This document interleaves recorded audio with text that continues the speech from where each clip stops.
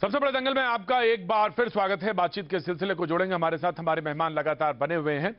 5 राज्यों में क्या होगा इसका एक अनुमान। जो खबर पिछले दिनों सबसे ज्यादा सुर्खियों में थी वो चुनाव, और आज एग्जिट पोल यानी महापोल हम जिसको कह रहे हैं, जिसमें कि तमाम सारे जो पोल्स आएंगे, जो एक अनुमान आएंगे, उन अनुमान का एवरेज हम आपको लगभग लगा के निकाल के देंगे कि हम कहां पर हमारा जो सटीक अनुमान है वो कहां पे बैठता है।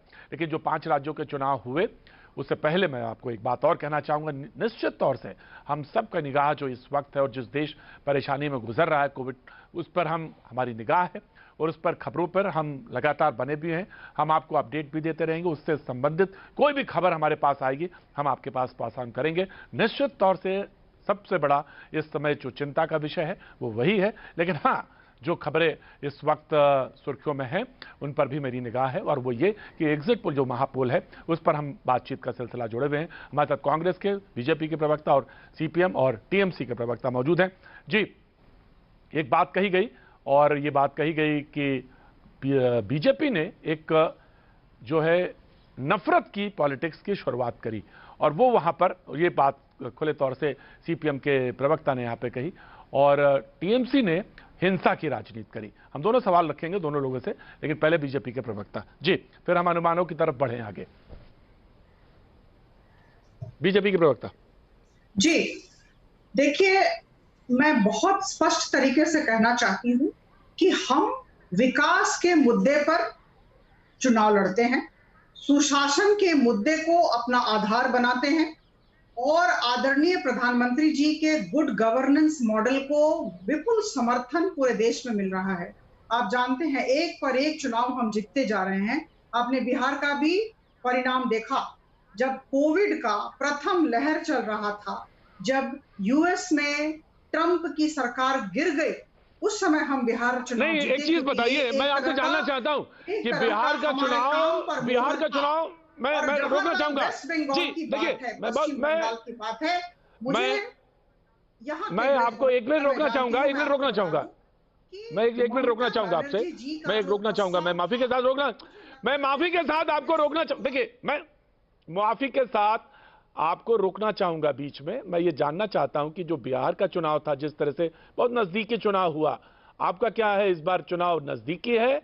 क्योंकि बिहार का चुनाव के परिणाम जो आए वो तो बहुत नजदीक थे बीजेपी का, और जिस तरह का चुनाव हुआ उसमें तो वहां पे तो बहुत आरजेडी का बहुत नजदीक था। यहां पे भी आपको लग रहा है कि बहुत नजदीकी है या नहीं, बहुत कंफर्टेबल जैसा आप कह रही, नहीं 200 के पार है मामला?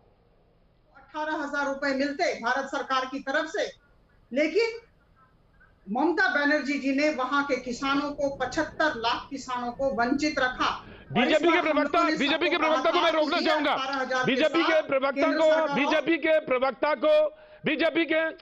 प्रवक्ता को मैं रोकना चाहूंगा, बीजेपी के प्रवक्ता को मैं रोकना चाहूंगा। जी, मैं रोकना चाहूंगा। देखिए मैडम जी, मैं सुनिए जी, बीजेपी के प्रवक्ता को रोकना चाहूंगा मैं। उनके कुशासन का चित्र हम सबने लोगों के सामने रखा और अपने सुशासन के जो मंत्र हैं, जो हम लोग सुशासन की राजनीति करते हैं, उसके बारे में लोगों को अवगत कराया। तो मुझे लगता है कि इसी को आधार करके मैं बहुत आत्मविश्वास के साथ कहूंगी कि हमारी मेहनत रंग लाएगी और हम निश्चित तौर पर इलेक्शन जीतने वाले हैं और सरकार हमारी होगी।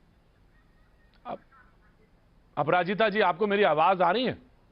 आ रही है, बिल्कुल आ रही है ना जी। तो कम से कम ये तो सुन तो लिया करिए, कोई प्रश्न पूछा जाए, अगर कोई रोक रहा है तो प्रश्न पूछा जाए तो उस पर तो आ जाए। नहीं आ रही थी, आपने जब तो मैं बोल रही शुरू थी तो किया मैं बड़ी और केंद्रित रहती हूँ, मैं आपको बता दूं जी, मैं अपनी बातों को आपके समक्ष रखना चाह रही थी। मुझे लग रहा है उस समय कट रहा था, आप बताएं। केंद्रित तो बहुत अच्छी बात है। नहीं जी जी जी, खैर मैं उम्मीद करता हूं कि आगे भी बहुत फोकस्ड ही रहेंगी और आपका ध्यान रहेगा। जी, टीएमसी के प्रवक्ता की तरफ बढ़ना चाहूंगा।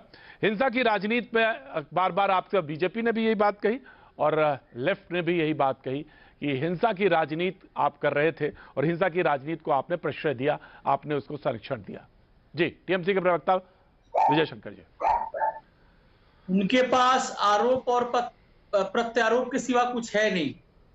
7 वर्ष लगभग हो चले दिल्ली में भाजपा की सरकार है।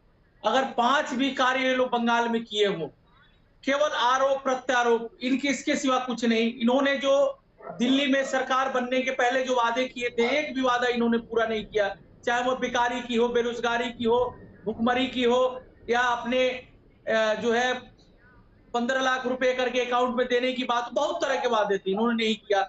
और जहां तक अभी अपराजिता दी बोल रही थी, पूरे इस देश में एकमात्र तृणमूल कांग्रेस की सरकार है, बंगाल सरकार है, ममता बनर्जी के नेतृत्व में एक ऐसी सरकार है कि जो प्रत्येक किसान को प्रत्येक वर्ष 6,000 रुपया देती है राज्य सरकार अपने फंड से, और उनका 2 लाख रुपए का इंश्योरेंस है जो सरकार देती है। और हम लोगों ने दिसंबर के पहले हमारी सरकार ने सारे बैंक डिटेल दे दिए हैं। काम करना और टालना और राजनीति करना और राजनीति का मुद्दा बनाना अलग अलग होता है। जैसे हम लोग, मैं भी एक जनप्रतिनिधि रह चुका हूं विगत कई वर्षों से, मेरा भी, मैं यूपी बिहार विभिन्न राज्यों में मेरा आना जाना है, यूपी बिहार से मेरा अच्छा ताल्लुकात है, बहुत ऐसे विधायक हैं जो यूपी बिहार के हमारे परिचित हैं, झारखंड के परिचित हैं। लेकिन एकमात्र बंगाल है कि जहां हर तरह के प्रकल्प के माध्यम से सुजोग और सुविधाएं ये सरकार देती है, जो अन्य राज्य में नहीं है।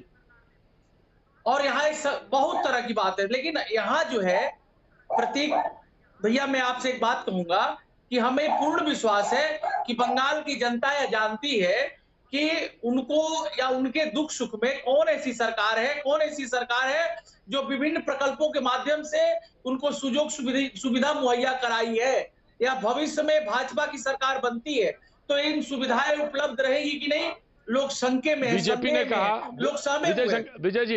विजय जी, बीजेपी ने कहा कि आपने स्वास्थ्य सेवाओं का जो केंद्र स्वास्थ्य सेवा थे वो नहीं लागू किया, किसानों को पैसे नहीं देने दिए, तो आपने तो रोका ही।